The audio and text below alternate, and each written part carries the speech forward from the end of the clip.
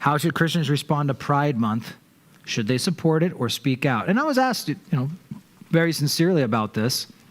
And I would actually say, in many ways,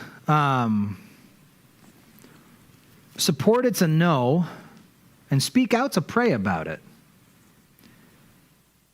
How you go about trying to create change is important.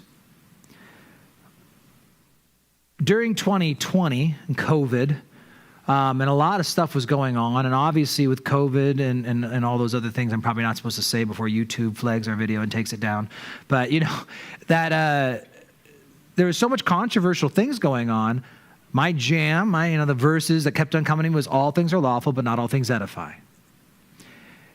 And so how we go about dealing with sinners, dealing with controversies, dealing with sin, dealing with people who are actively in sin, it's really easy to justify our actions. I mean, it's amazing. As soon as I see a guy start quoting Jeremiah and Jonah as their models, it's like, okay, well, you're using some rare instances here. Like, well, look at Jonah. Like, Jonah's a horrible example. Look at Cain. Is my brother's keeper? Like, these are not the people you look up to. Jonah, it turned out, interesting. And Jeremiah was a good dude. But Jeremiah had a very unique ministry, where God literally calls him, and I ordained you from the womb for this unique ministry. So if you have a vision of God, or like Ezekiel, he picks you up by the hair and carries you somewhere, then you can obey whatever God says.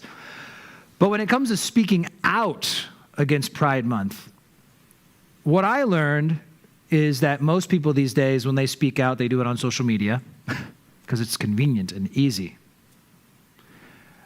And when they do it, what we find is two things. I ostracize, cut myself off from those who oppose me, and I get lots of pats on the back for the people who agree with me. At the end, it becomes a pride thing, just a different kind of pride, like my pride. And I see people posting stuff, and it doesn't matter if it's Pride Month or since Enrique asked the question, or Pam brought it up. I'm picking on Enrique anyway.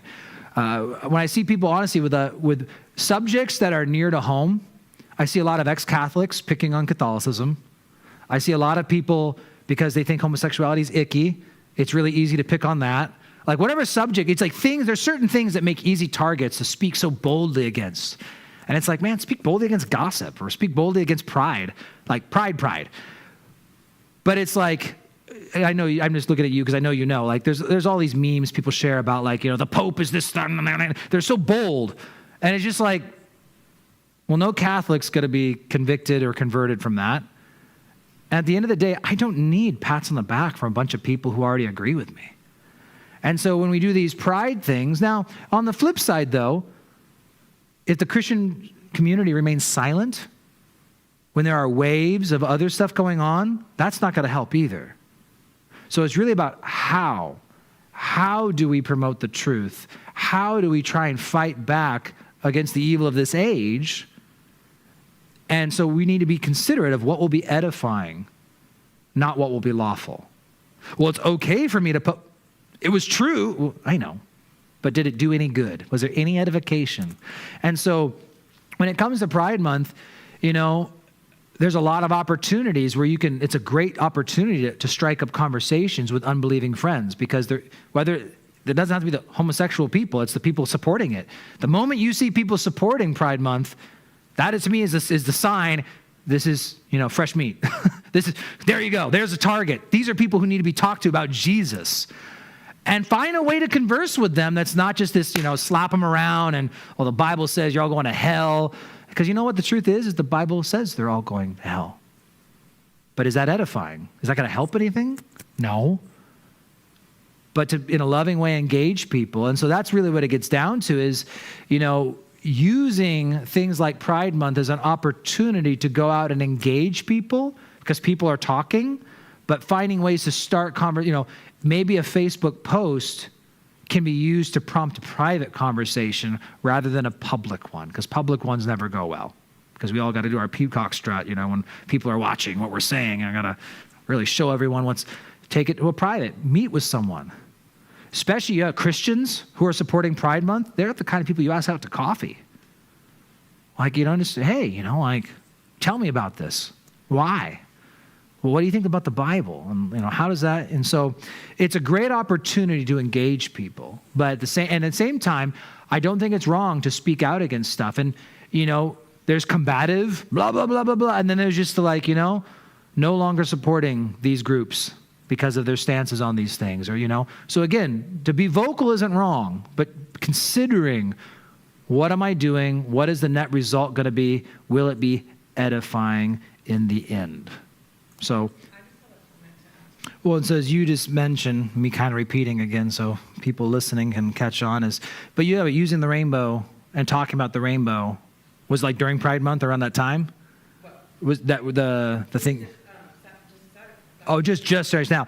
Yeah, but even like during Pride Month and even leading up to Pride Month, even like before Pride Month starts, the rainbow.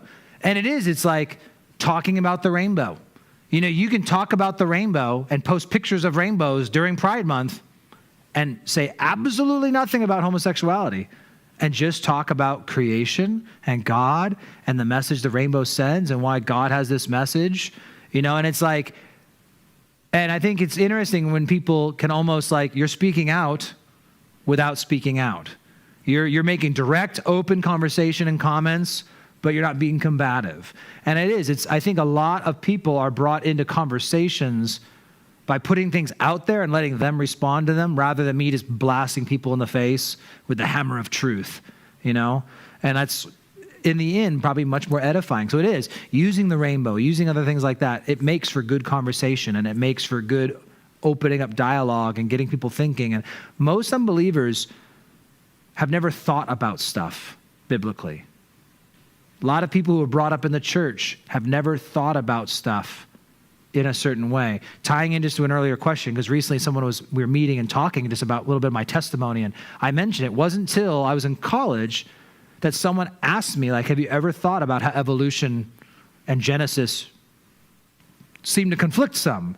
And here I am, like 20 years old. I'm like, never thought about that, because I honestly never had, because no one had really brought it up to me and had me really think about it. And it's amazing. I was brought up in the church.